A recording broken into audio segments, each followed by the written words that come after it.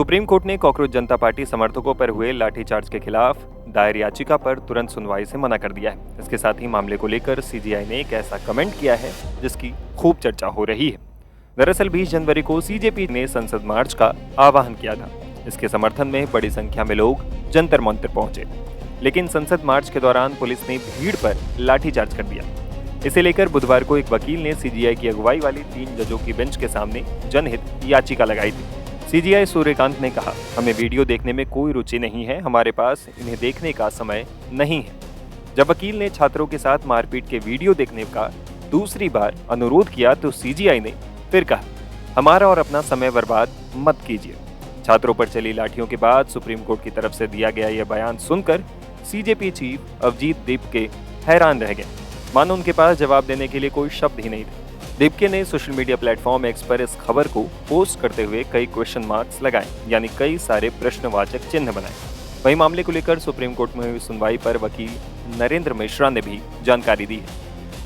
मैं आज भारत देश की मेंशनिंग किया था, जिसमें भारत देश के लाखों बच्चे जंतर मंतर पर पीसफुली प्रोटेस्ट कर रहे हैं। हमारे यहाँ से शुरुआत हुई थी। हमने honourable chief justice of India से रिक्वेस्ट किया कि मेरा शॉर्ट ऑब्जर्वेशन की रिक्वायर्ड है लॉर्डशिप, और बच्चे पीसफुली तरीके से प्रोटेस्ट कर रहे हैं। पर सवाल यह उठता है कि जिस प्रकार से उस पीसफुली प्रोटेस्ट को दबाने के लिए विभिन्न प्रकार के जो पेपर लीक के मामले आज देश में चल रहे हैं, उसको प्रमोट करने के लिए जिस प्रकार से दिल्ली पुलिस ने बर्बरतापूर्ण बच्चों पर लाठीचार्ज किया है, जिस प्रकार से टीयर गैसेस छोड़ी गई है, जिस प्रकार से अनएथराइज्ड तरीके से विदाउट यूनिफॉर्म, विदाउट बैच वाले बच्चों को वहां पर यूज करके और बच्चों के साथ में लाठीचार्ज जो कराया गया है, वो भारत देश के संविधान की पूरी तरीके से खिलाफ है। इसमें पुलिस का भी लॉ का वायलेशन है और साथ में सुप्रीम कोर्ट की जो गाइडलाइन है किसी भी प्रोटेस्ट को पीसफुली करने के लिए, उसका भी कंप्लीट तरीके से वायलेशन हो रहा है। साथ में मैंने यह भी कोशिश लॉर्डशिप को समझाने की कोशिश किया है कि लॉर्डशिप, यह जो लोकेशन जंतर मंतर की है, यह location identified by the Delhi police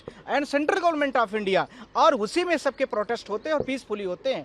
पिछले 25 दिन का रिकॉर्ड देखा जाए तो बच्चों का पीसफुली प्रोटेस्ट चला है, उसमें कहीं भी कोई भी ऑब्जर्वेशन पुलिस नहीं कर सकती। पर 2 दिन पहले जिस प्रकार से पुलिस का मिसबिहेव हुआ है, जिस प्रकार से बच्चों को पार्कों में घुस के मारा गया है, जिस प्रकार से दिल्ली पुलिस के जो बड़े ऑफिसर, कई सारे आईपीएस ऑफिसरों को मैंने देखा है कि लड़कियों को थप्पड़ों से मार रहे हैं, तो कोई डंडों से उसको पीछे से मार रहे हैं। बहुत सारे सोशल मीडिया में आप लोग निहत्थे बच्चों पर पत्थर मारा जा रहा है। पत्थरों के बड़े सारे आपने देखा होगा कि वहां पर ट्रैक्टर खड़े हैं और वो क्या कहते हैं उसको, हाईवास खड़े हैं।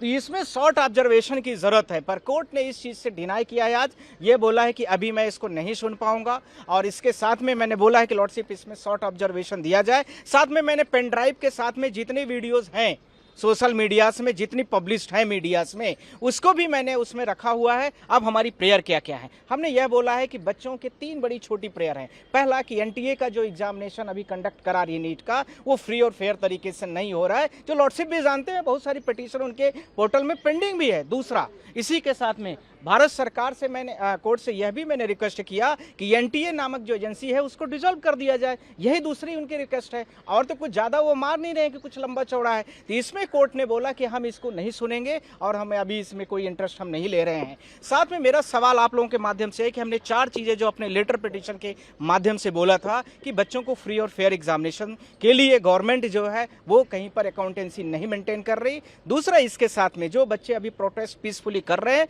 उनको पीसफुली प्रोटेस्ट करने का आर्टिकल 19(1)(b) और 1(c) में कंप्लीट तरीके से आर्टिकल दिया हुआ है, वो पीसफुली कर रहे हैं। इसलिए उस समय पर जो भी व्यक्ति इस तरह से वायलेशन और लॉ का उल्लंघन कर रहा है, जिसमें पुलिस ऑफिसर, आरएएफ, सीआईएसएफ के जवान और बिना नाम और बिना बैच के, बिना यूनिफॉर्म वाले जिन लोगों ने बर्बरतापूर्ण बच्चों के साथ बिहेव किया है, वो पूरी तरीके से निंदनीय है और उसमें पुलिस एफआईआर होनी चाहिए। इसके लिए भी मैंने कोर्ट से रिक्वेस्ट मेरे पिटीशन में था।